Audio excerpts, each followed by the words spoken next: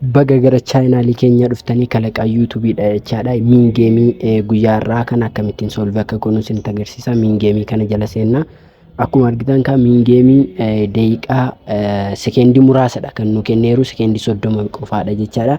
Sekeendii kana keessatti dabnee hojjennee qulfii kana baafachuu qabna jechaadha. Kanaaf sirriitti irra deddeebitanii akka ilaaltan dursee isinittan hima. Akkasumallee slow motion godhee immoo irra deebi'een isinitti agarsiisuu danda'a jechaadha. Kanaaf play haa jennuuni 1 2 3 play. Ashi up akkana ol maddiitti gadi.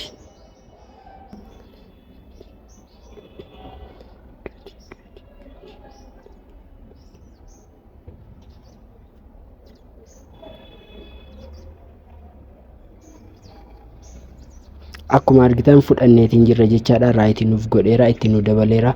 Haala kanaatiin hojjechuu qabdu, sirriitti irra deddeebitanii mokoruu qabdu.